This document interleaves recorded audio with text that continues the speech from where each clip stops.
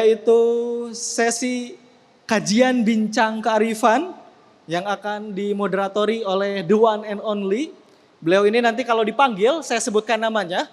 Mohon nanti hadirin Bapak dan Ibu semua tepuk tangan dengan tepuk tangan MLM namanya ya. Jet, jet, jet, jet gitu ya. Jet, jet, jet, jet, jet, jet, jet gitu siap ya?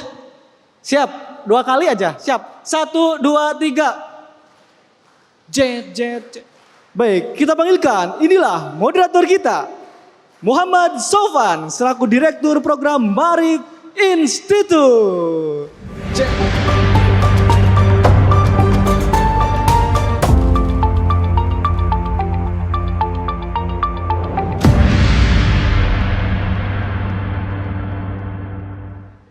Assalamualaikum warahmatullahi wabarakatuh.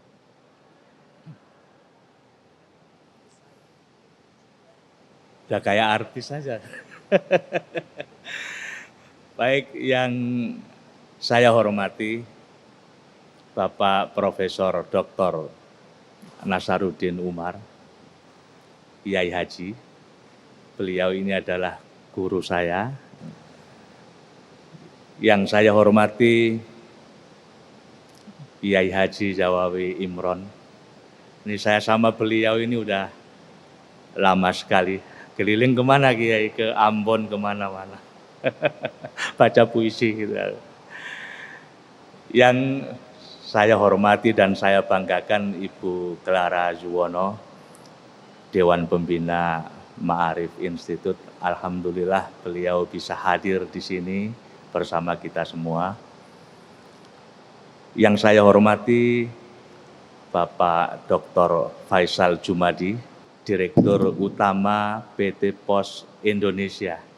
Dan tidak lupa yang saya hormati Kang Rohim, Abdurrahim Ghazali, selaku Direktur Eksekutif Ma'arif Institute. Siapa lagi nih yang belum saya sebut nih? Ada Opa Rudi, Rudi Fafit. Saya sering bertemu beliau di Ambon, Saparua, Haruko ya. Dan tentu kepada Bapak, Ibu, adik-adik saya, para undangan semua yang sudah hadir di acara Festival Kebinekaan tahun 2023. Tepuk tangan buat kita semua. Ini segmen pertama gitu ya. Tadi sudah disampaikan bahwa segmen pertama ini adalah bincang kearifan. Jadi di Ma'arif Institute itu ada bincang kearifan. Kita mengundang narasumber ya, para aktivis, para akademisi dari berbagai latar belakang keilmuan begitu. Nah, kali ini bincang kearifan dipindahkan di panggung ini. Narasumbernya luar biasa, hebat-hebat. Jadi kami panggil narasumber yang terhormat Bapak Profesor Dr. Kiai Haji Nasaruddin Umar, MA.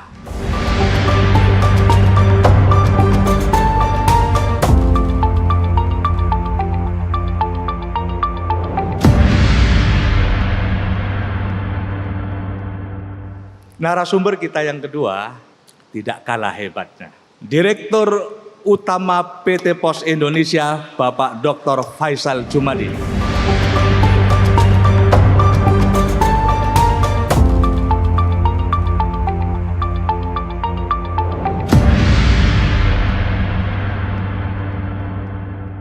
Saya akan perkenalkan lagi narasumber kita yang pertama, Bapak Profesor Dr. Kiai Haji Nasaruddin Umar. Beliau ini adalah seperti tadi sudah disampaikan Imam Besar Masjid Istiqlal. Beliau juga rektor di Universitas PTIG. Jadi sudah bukan ini Prof ya, sudah bukan institut lagi, tapi sudah universitas. Sepertinya perubahan nama ini baru beberapa bulan yang lalu, Januari 2023 ya. Dan beliau ini juga banyak sekali menulis buku, utamanya soal isu-isu gender isu-isu kesetaraan gender begitu. Saya pernah membaca bukunya Argumentasi Kesetaraan Gender dalam Perspektif Al-Qur'an. Beliau ini juga menulis buku Islam Nusantara, Jalan Panjang Moderasi Beragama di Indonesia begitu. Nah, kemudian narasumber yang kedua ini di samping beliau ini adalah Direktur Utama PT POS. Beliau ini juga memberikan fasilitas kepada Ma'arif Institute di sini ini. Terima kasih Ma'arif Institute kepada Bapak Faisal karena sudah memfasilitasi tempat yang indah dan mewah ini begitu. Saya duduk aja kira-kira ini ya Pak. Saya mau bertanya kepada Pak Faisal dulu gitu ya, sebelum nanti ke Pak Profesor Dr. Kiai Haji Nasaruddin Umar. Ma'arif Institute tahun ini adalah merayakan usia ke 20 tahun atau 2 dekade begitu. Ada banyak sekali program, kegiatan-kegiatan yang sudah berlangsung di bulan-bulan kemarin dan ini adalah rangkaian dari program itu. Dan salah satu tujuan dari Festival Kebinekaan ini adalah pertama kami ingin mengenang 1 tahun wafatnya Buya Syafi'i Ma'arif. Dan yang kedua adalah kami ingin merayakan betapa Ma'arif Institute sudah 20 tahun atau 2 dekade ini mengkampanyekan isu-isu keislaman, kemanusiaan, dan keindonesiaan yang menjadi trilogi dari pembaruan pemikiran Buya Syafi'i Ma'arif begitu. Kita tahu bahwa Buya Syafi'i pada saat beliau masih hidup menemani kita, beliau adalah seorang tokoh yang tidak pernah absen melakukan kritik terhadap Indonesia ini, ya, termasuk isu-isu keislaman di mana beliau ini memberikan kritik kepada negara dengan begitu berani, ya, kemudian dengan memberikan perspektif yang sangat kontekstual terhadap doktrin-doktrin agama yang banyak disalahpahami oleh kelompok-kelompok konservatif begitu. Dan Buya sudah meninggalkan kita 1 tahun yang lalu. Menurut Pak Faisal ini, Buya mewarisi keilmuan itu. Apa yang perlu kita lanjutkan dari pemikiran Buya Syafi'i Ma'arif, utamanya barangkali pesan untuk generasi muda, untuk adik-adik kita ke depan. Silakan Pak Faisal. Terima kasih Mas Sofyan. Assalamualaikum warahmatullahi wabarakatuh. Yang terhormat Prof. Nasaruddin, dan Kiai Haji Zawa Imron dan Bu Clara, Bunda Clara, dan seluruh hadirin yang hadir pada siang hari ini. Perkenankan pertama, saya secara pribadi ini mungkin termasuk santrinya Buya Syafi'i Ma'arif. Karena santri itu artinya ikut belajar, mempelajari pemikiran-pemikiran Buya Syafi'i Ma'arif. Apalagi pemikiran beliau, prinsip-prinsip yang beliau tanamkan itu sangat relevan dengan terutama terkait dengan keberagaman di tempat kerja. Jadi hari ini banyak isu-isu gitu ya di tempat kerja, karena saya datang dari korporasi, saya mencoba minimal ada 4 pemikiran Buya Ma'arif yang masih relevan dan sangat relevan yang bisa kita praktekkan di tempat kerja masing-masing. Ya, terutama karena saya dari BUMN, di BUMN ini ada sekitar hampir 1 juta karyawan. Jadi ada hari ini 41 BUMN, itu kurang lebih kalau ditotal-total dengan anak perusahaannya, cucunya, afiliasinya itu hampir 1 juta karyawan. Dan yang pertama tentang dialog dan harmoni. Jadi Buya Syafi'i Ma'arif ini selalu mengedepankan pentingnya dialog. Kenapa perlu dialog? Karena dengan dialog ini antara atasan dengan bawahan, antara manajemen dengan serikat pekerja, antara berbagai pihak yang ada di perusahaan ini bisa saling memahami. Dan dialog-dialog inilah yang bisa memecahkan kebuntuan-kebuntuan komunikasi.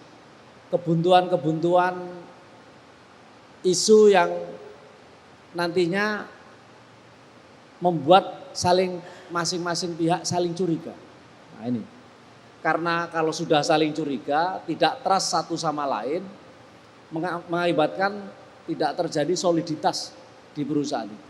Perusahaan yang tidak solid antar unsur pimpinan dengan karyawan, antara karyawan satu dengan karyawan lain, antara manajemen dengan serikat pekerja, ini tidak akan membuahkan hasil yang maksimal di perusahaan itu. Jadi dialog dan harmoni inilah tercipta karena semua pihak memahami apa tujuan perusahaan, apa visi misi perusahaan.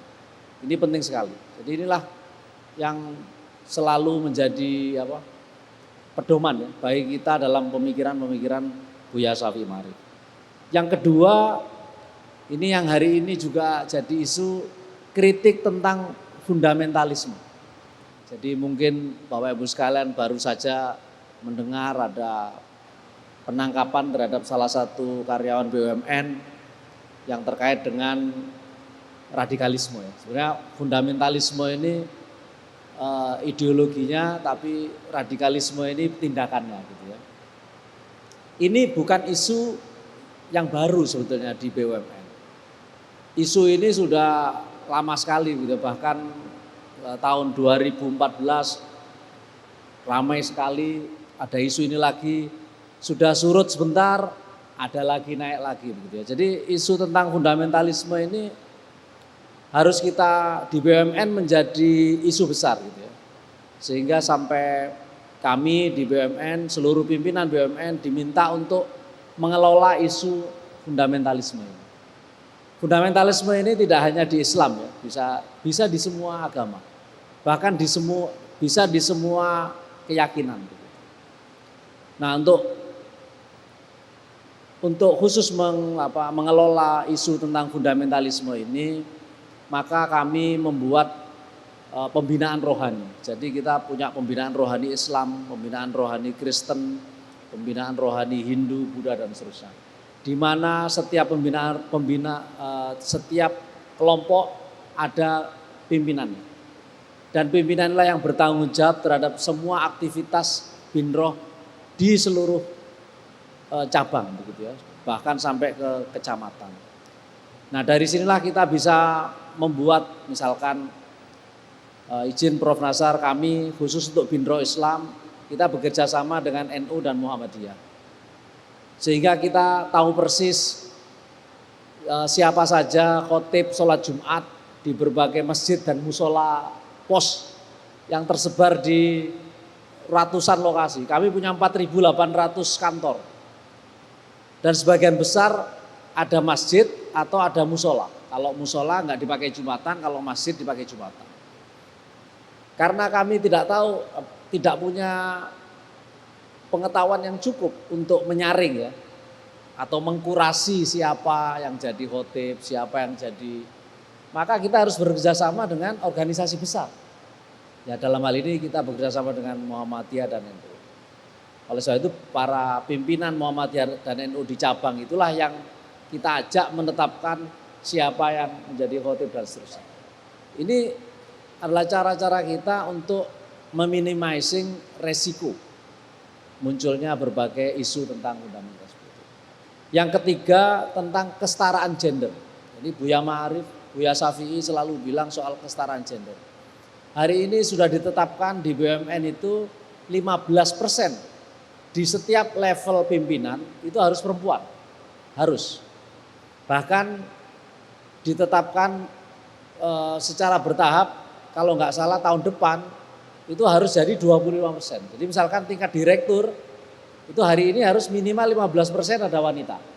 Tahun depan jadi 25%. Jadi kalau seperti kami di pos direkturnya ada 7, 1 harus perempuan. Karena 1/7 sudah 15%. Ini juga secara nyata harus ada afirmasi, harus ada keberpihakan. Karena kalau enggak, wanita ini tidak akan mendapatkan kesempatan yang sama di setiap level jabatan. Yang terakhir yaitu pemikiran beliau tentang kemanusiaan dan penghargaan terhadap individu. Jadi ini adalah ini sangat relevan di perusahaan-perusahaan besar terutama ya, bahwa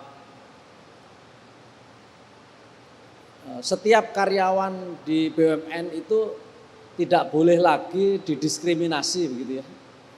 Berdasarkan agamanya, sukunya, latar belakangnya, tidak boleh lagi. Bahkan isu-isu tentang rekrutmen tenaga kerja baru berdasarkan postingan di sosial media ini juga menjadi salah satu yang walaupun ini masih kontroversi, tapi juga terpaksa kita pakai gitu ya. Untuk tadi penghargaan terhadap individu tadi. Bukannya kita kepo terhadap data privacy, tapi ini memang harus kita lakukan sebagai salah satu cara sebelum on board gitu. Jadi kalau jangan sampai telat, sudah on board kita baru tahu siapa dia. Ini jadi masalah nanti ya, mengakibatkan perpecahan, ujaran kebencian. Nah, ini nggak bagus. Di dalam lingkungan kerja menjadi tidak bagus. Oleh sebab itu untuk penghargaan terhadap individu ini kita betul-betul menjaga agar setiap individu atau setiap karyawan yang bekerja di perusahaan itu tidak lagi dilihat latar belakangnya dan sebagainya. Tetapi harus dihubungkan dengan prestasinya, dengan potensinya, dengan performansinya begitu. Nah itulah sehingga itu nantinya jadi semacam penilaian, cara penilaian. Jadi tidak ada lagi penilaian yang berdasarkan hal-hal di luar itu.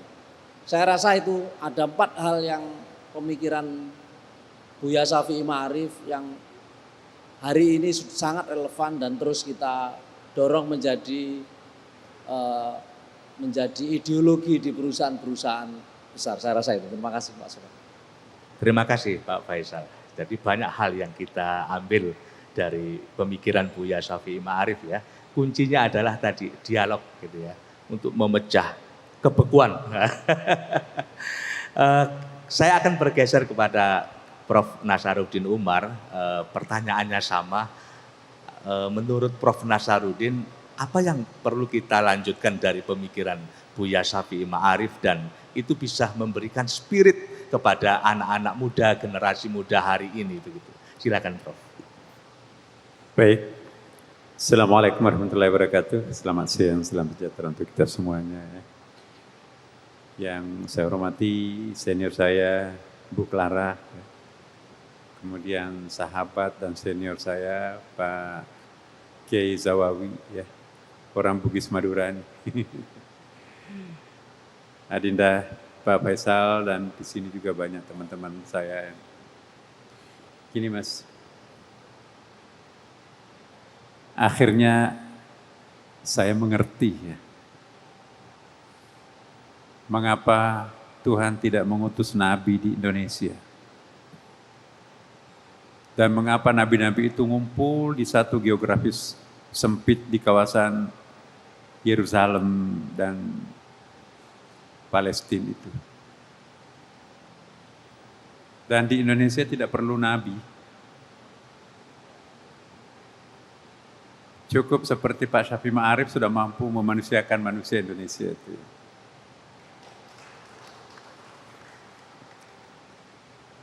Orang yang perlu nabi ialah orang yang memiliki karakter keras. Biasanya itu masyarakat yang kontinental. Masyarakat maritim itu tidak ada nabi yang turun. Ciri-ciri masyarakat maritim itu secara budaya itu lebih egalitarian. Di sini hampir kita nggak menemukan kasta. Tapi daerah-daerah di mana Nabi turun, itu kastanya lebih dari 10. Ingat Mekah pada waktu turunnya Rasulullah di sana itu ada 12 kasta. Kasta yang paling rendah itu perempuan, budak, ajami, non-Arab lah, kira-kira kayak TKW gitu ya, non-Arab. Dan struktur yang paling tinggi adalah bangsawan, laki-laki, Quraisy, Bani Hashim. Wah itu setengah dewa itu. Nah, jadi 12 kasta pada waktu itu. Jadi ternyata nabi-nabi yang banyak turun itu di tempat di mana kekafiran, kemunafikan, kekeraskepalaan masyarakatnya paling tebal di situ. Nah di Indonesia kita bersyukur nggak ada nabi di sini, hanya ustadz, hanya seperti Buya Syafi'i Ma'arif, tapi mampu menciptakan suatu masyarakat yang mendapatkan ketakjuban dunia sekarang. Saya keliling di penjara di Saudi Arabia, Mas, dalam kapasitasnya sebagai ketua kelompok ahli BMPT, anti teroris ya. Di beberapa penjara tidak saya temukan satu pun orang Indonesia. Di Mekah, di Madinah, di Riyadh. Saya tanya pada sipirnya, ya, kenapa tidak ada orang Indonesia? Iya, kami juga bingung. Orang asing paling besar jumlahnya di Saudi Arabia adalah Indonesia, hampir 3 juta jumlahnya. Tapi kami tidak menemukan orang Indonesia di sini. Yang banyak di situ orang Mesir, Pakistan, Bangladesh, dan Afrika yang hitam lain. Dan setiap tahun juga Indonesia itu mendapatkan award, ya, penghargaan dari kerajaan Saudi. Jamaah haji yang paling tertib, paling sopan, paling santun adalah di Indonesia. Padahal Indonesia ini adalah geografis yang paling jauh dari pusat lahirnya Islam. 9 jam baru sampai ke Jeddah kan. Orang Arab sekitar situ naik ojek udah sampai ke Ka'bah kan. Nah, apa yang terjadi? Nah, kita beruntung bahwa sepanjang sejarah bangsa Indonesia selalu ada episode Syafi'i Ma'arif. Nah, kita sekarang ini dengan 1 tahun lebih kita ditinggalkan oleh Buya, kita perlu melahirkan Syafi'i Ma'arif yang baru. Seperti hanya Pak Syafi'i Ma'arif juga menjadi pelanjut dari Syafi'i Ma'arif sebelum-sebelumnya. Syafi'i artinya dalam bahasa Arab itu pengangkat martabat kemanusiaan. Ma'arif itu artinya orang yang mengcombine antara kecerdasan emosi, kecerdasan intelektual, dan kecerdasan spiritual. Nah ini yang kita perlukan sebagai pemimpin bangsa ke depan, pemimpin masyarakat, tidak peduli pemimpin formal atau enggak formal, siapapun yang berusaha untuk meningkatkan martabat kemanusiaan, siapapun yang berusaha untuk mempromosikan rakyat kecil, kaum minoritas, maka itu sesungguhnya adalah ideologi Syafi'i Ma'arif. Nah Pak Syafi'i Ma'arif telah mengukir sejarah sebagai memerankan peran Nabi di Indonesia. Apa peran Nabi? Jadi persis kalau teman-teman mau melihat bagaimana Nabi pada masanya, lihatlah perlakuan masyarakat terhadap Pak Syafi'i Ma'arif. Nabi itu seringkali dianggap sebagai orang gila. Innaka la majnun. Buya Syafi'i Ma'arif itu seringkali dianggap gila oleh orang. Enggak ada takutnya orang ini kan. Jenderal bintang 4 pun dikritik terbuka. Ya, bahkan presiden pun juga. Enggak ada takutnya tuh. Dan yang kedua, Nabi itu juga sering dianggap tukang sihir. Nah, Pak Syafi'i Ma'arif juga dianggap seperti itu, punya keajaiban itu, punya nyali yang sangat tajam. Dan Nabi pun juga dianggap itu seringkali dianggap sebagai sosok figur yang tidak tahu malu. Banyak Nabi, kamu tidak tahu malu. Kemudian tidak tahu diri. Kemudian stupidity, apa itu namanya? Stupid itu. Ya masa bodoh lah kira-kira seperti itu. Nah statement seperti ini juga sering dialamatkan kepada Buya Syafi'i Ma'arif. Terutama kepada kelompok-kelompok yang dikritikkan. Tapi pada akhirnya kita lihat endingnya bahwa Syafi'i Ma'arif itu benar-benar sebagai Asy-Syafi' wal Ma'arif ya kan dalam bahasa Arab. Nah karena itu saya kira salah satu hal yang paling susah ditiru oleh beliau adalah berani miskin demi untuk menyuarakan kelompok minoritas. Berani miskin demi untuk menyuarakan kelompok kaum tertindas. Apa yang dimaksud berani miskin? Saya tahu persis beliau, karena sering cerita. Pernah semalaman di Itali. Enggak ada tidur sama sekali. Ya. Saya tahu persis posisinya pada waktu itu Syafi'i Ma'arif baru baru selesai PP Muhammadiyah ya. Saya kapasitasnya sebagai Katib Am PBNU, beliau sebagai baru saja berhenti menjadi ketua Muhammadiyah. Benar-benar semalaman dari sholat Isya duduk berdua sampai sholat subuh. Nah itu sejarah panjang buat saya dengan beliau. Sampai bicara bahwa kalau saya mau terima uang Pak Nasar, supaya saya diam, mungkin saya tidak perlu repot mengurus anak-anak saya 2-3 turunan. Tapi saya tidak mau. Bagi saya lebih mahal harganya kalau saya membela kelompok-kelompok mustadafin, kelompok-kelompok minoritas, daripada untuk mementingkan diri saya sesaat gitu kan. Dan saya betul-betul sangat terpukau oleh beliau bahwa Masya Allah masih ada orang langka seperti ini di negeri kita ini. Nah ke depan ini kita perlu Syafi'i Ma'arif baru. Saya tahu persis, saya hanya baru satu di antara yang 10 prestasinya Pak Syafi'i Ma'arif, yang satu pun ini saya di Istiqlal itu kayaknya kadang-kadang menggigil tuh. Begitu kencangnya mempertahankan yang 1 poin itu. Saya kadang-kadang mengatakan, apalagi kalau seperti Pak Syafi'i Ma'arif, dia kan 10 bebannya kan. Saya hanya baru 1, mencoba 1, itu bukan main beratnya. Nah karena itu teman-teman yang hadir di sini, ada pelajaran hidup, lesson learning di sini ya. Bahwa apa yang dipuisikan tadi oleh guru kita bersama ya, bahwa Pak Kiai Sawawi mengatakan tadi, memang sangat benar. Lebih baik kita merasa dalam kesesatan di jalan yang benar, daripada kita merasa benar di jalan yang sesat. Iya.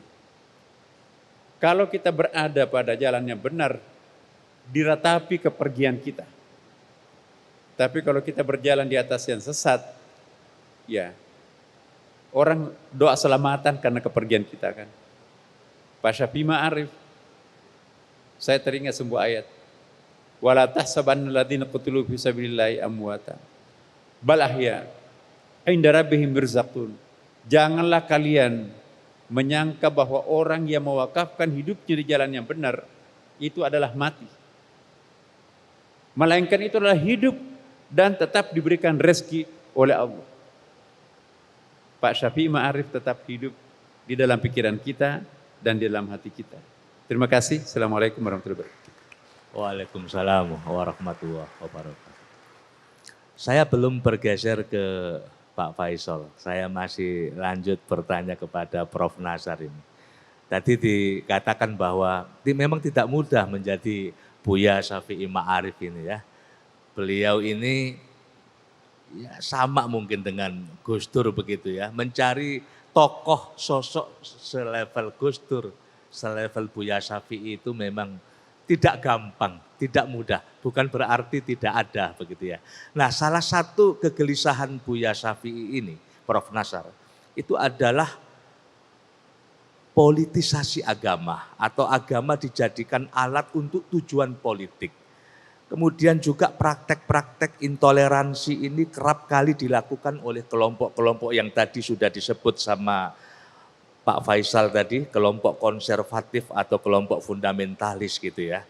Dan Buya selalu mengatakan bahwa misi Islam atau misi Al-Quran itu adalah kemanusiaan universal begitu. Dan beliau mempraktekkan itu dalam kehidupan sehari-hari. Yang ingin kami tanyakan kepada Prof. Nasar tentang praktek-praktek toleransi itu tidak hanya sekedar diwacanakan, ada banyak sekali nilai-nilai atau ajaran-ajaran yang bersifat normatif yang ada di dalam Al-Quran itu. Sebenarnya wacana tentang toleransi ini di kalangan para sahabat atau dalam tinjauan tradisi Islam, apakah ini sudah menjadi praktek keseharian di masa-masa terdahulu, misalnya pada masa Umar bin Khattab atau masa-masa sahabat yang lain, apakah ini sudah pernah dicontohkan Prof. Nasar? Iya, begini. Beliau itu sebetulnya kalau kita baca disertasinya ya, atau begini, sebelum disertasi ya, tesis masternya. Saya ikuti jalan pikirannya beliau mulai dari S1-nya ya, kemudian S2-nya di Illinois, kemudian juga PhD-nya, sampai statement-statement terakhirnya itu sangat konsisten. Banyak orang itu suka berubah pikirannya pada saat dia berada dalam situasi sosial yang berbeda kan. Nah, almarhum Pak Syafi'i Ma'arif ini, coba kita baca ya, tesis, disertasi, dan perilaku praktiser, dia sebagai praktiser daripada ide-idenya sendiri kan. Itu saya melihat bahwa memang tokoh yang konsisten. Ada yang mengatakan tidak konsisten ketika dulu memimpin Muhammadiyah, tidak seperti itu. Kalau saya melihat justru malah sangat konsisten. Coba kita lihat Muhammadiyah ketika ia berada di dalam kepemimpinan Pak Syafi'i Ma'arif itu, jarak sosial antara Muhammadiyah dengan pemerintah pada waktu itu kan sudah mulai konsisten tuh ya. Tidak terlalu dekat tapi juga tidak terlalu jauh. Nah, sesudahnya kan kita masih melihat ada, ya mungkin personally tidak ya, tetapi kita melihat oknum-oknum teman-teman kita itu masih ada yang ya zigzag gitu ya. Sama juga di NU. Nah jadi saya kira figur seperti Pak Syafi'i Ma'arif ini bukan hanya mampu menjinakkan dirinya sendiri, menahan diri, tetapi juga mampu untuk memberikan komando terhadap jajaran kepemimpinannya untuk konsisten. Jadi seingat saya pada masa Pak Syafi'i Ma'arif itu nggak ada kelompok-kelompok Muhammadiyah yang balelo yang lain kata pimpinannya, lain kata anggotanya atau pengurusnya lain. Nah itulah di zamannya Pak Syafi'i Ma'arif. Nah itu saya anggap bahwa ini tokoh yang sangat konsisten. Mengapa seperti alergi ya? Ada yang mengatakan kenapa sih Pak Syafi'i Ma'arif itu alergi terhadap parpol Islam? Saya nggak tahu. Ini juga saya bertanya, itu bahasa Arabnya politik itu kan siasa. Siasa dalam Al-Quran tidak pernah muncul satu kali pun. Ada fikih siasa kan? Namanya fikih siasa, tetapi kata-kata siasa dalam Al-Quran tidak pernah disebutkan satu kali. Kenapa Allah tidak mau menyebutkan kata-kata siasa seperti kalimat yang menjijikkan gitu kan? Yang ada dalam Quran itu adalah perbaikan moral ya kan? Al-ahwalus syakhsiyah. Ayat-ayat dalam Al-Quran yang berbicara tentang politik itu bisa dihitung jari loh mas. Tapi ayat-ayat yang berbicara tentang perbaikan moral spiritual individu keluarga itu yang banyak juga. Jadi konsentrasinya Quran itu bagaimana menciptakan keluarga sakinah mawaddah itu kan. Akhirnya kita oh iya ya. Bagaimana bisa mengidealkan satu masyarakat kalau unsur masyarakat itu adalah keluarga berantakan ya kan. Enggak mungkin ada negara ideal yang berdiri di atas rumah tangga yang berantakan. Rumah tangga ideal itu akan melahirkan masyarakat ideal itu akan melahirkan negara ideal. Nah sekarang negara itu banyak yang tidak ideal. Jangan-jangan bukan konsep negaranya yang tidak baik, tetapi keluarga rumah tangga yang menjadi politisi itu yang berantakan, perselingkuhannya banyak, korupsinya banyak dan seterusnya. Bagaimana bisa melahirkan negara ideal? Negara ideal itu kan negara berkah. Apa itu berkah? Ada intervensi Tuhan di dalam menstabilkan situasi politik di negeri itu kan. Nah jadi saya menghimbau kepada kita semuanya ya, bahwa ideologi Syafi'i Ma'arif itu adalah mengajarkan kepada kita semuanya, jangan mempertaruhkan kalimat-kalimat suci itu untuk kepentingan sesaat. Sekarang kata-kata toleransi pun juga dipolitisir. Toleransi karena ada maunya, ya kan? Selesai maunya nggak ada toleransi, jadi ada dusta di antara kita kan? Wah di depan kita pluralitas ya, ngomong tentang demokrasi, hak asasi manusia, kesetaraan gender. Tapi begitu dia kecewa, hilang kata-kata itu kan? Nah Pak Syafi'i Ma'arif itu konsisten. Dia dalam keadaan menjabat maupun tidak menjabat, itu penggunaan vocabnya itu tidak pernah berubah definisinya kan? Nah ini bukan saya memuji ya, tapi ini boleh kita lihat, baca skripsinya, tesisnya, sampai disertasinya. Banyak tuh yang kritik tuh. Ada buku khusus yang mengkritik disertasinya Pak Syafi'i Ma'arif. Tapi bagi saya, orang yang mengkritik itu dia nggak paham siapa Pak Syafi'i Ma'arif, Harusnya dia baca tesisnya dan skripsinya kan. Jadi dia bisa mengukur seseorang itu hanya pernyataan-pernyataan terakhirnya.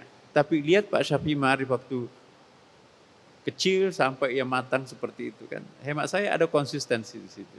Terima kasih.